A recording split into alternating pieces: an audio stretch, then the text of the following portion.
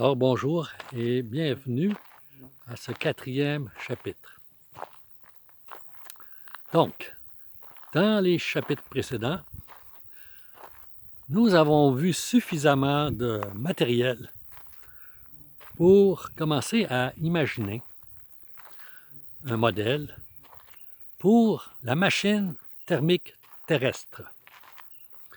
Alors, pourquoi cette idée de machine thermique? C'est bien que c'est parce que les machines thermiques ont la particularité, la capacité d'élever leur température interne si on leur fournit une source d'énergie.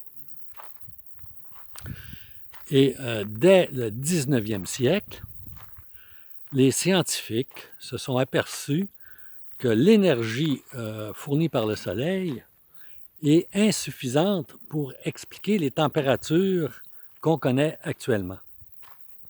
Alors, il a fallu imaginer un mécanisme pour réchauffer la surface de la planète et on a proposé intuitivement une espèce d'effet de serre.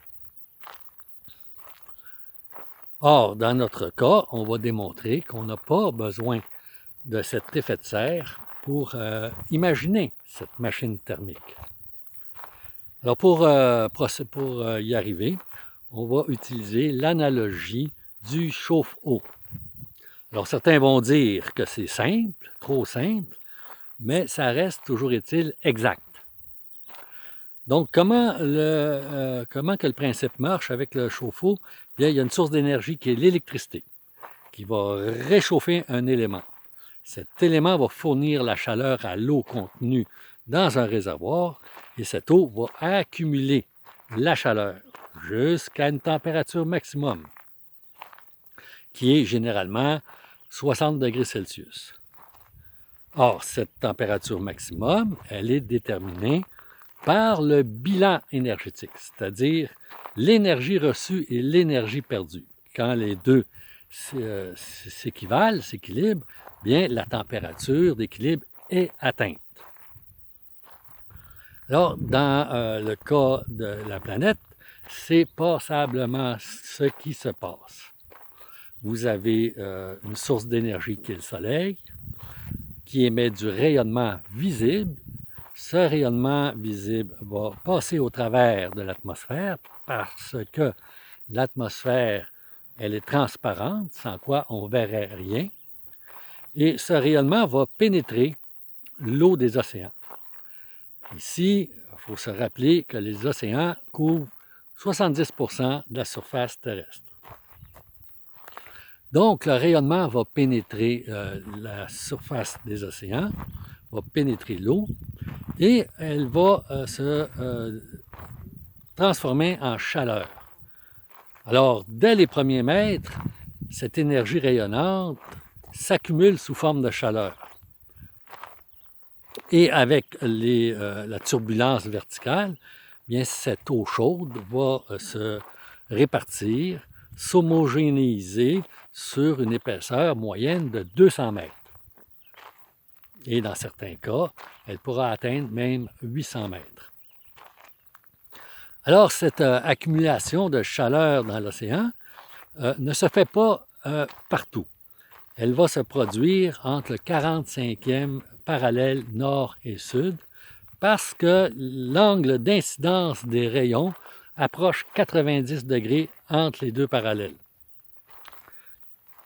Alors, l'eau va, comme ça, accumuler l'énergie parce que le bilan est positif, c'est-à-dire que les océans, entre les 45e parallèles, reçoivent plus d'énergie qu'ils peuvent en perdre vers l'atmosphère. Donc, les océans se réchauffent. Ils ne pourront évidemment pas se réchauffer indéfiniment et vont atteindre une température d'équilibre. Et pourquoi que les océans peuvent atteindre une température d'équilibre?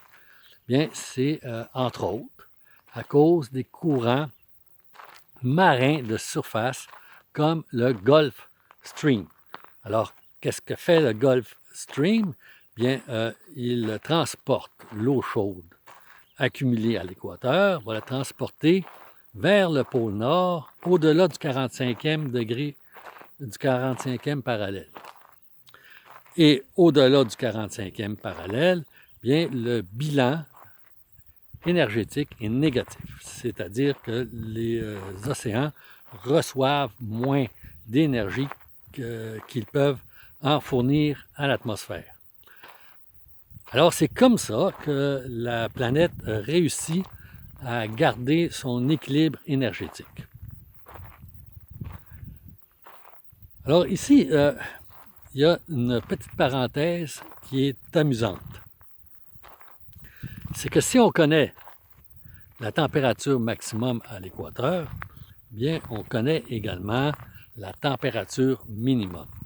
Et la température minimum de l'océan, c'est son point de congélation, c'est-à-dire moins 2 degrés Celsius. Et si on fait la moyenne du maximum et du minimum pour la température de l'océan, bien, on obtient 15 degrés Celsius. Et curieusement, ce 15 degrés Celsius est la température moyenne de l'atmosphère. Alors, faut-il s'en surprendre quand, dans le chapitre précédent, on a expliqué que c'est l'océan qui contrôle la température de l'air. Alors, on voit avec notre modèle qu'on n'a pas eu à faire intervenir l'effet de serre et que la planète peut très bien augmenter sa température sans effet de serre. Alors, c'est ce que je voulais partager avec cette vidéo. Et je pense que le prochain chapitre portera sur l'effet d'isolation. Alors, puisque dans notre analogie du chauffe-eau, si on ajoute un isolant, on va être capable d'élever la température d'équilibre. Alors, on va se poser la question, est-ce que l'atmosphère pourrait agir comme un isolant? Et la réponse sera non.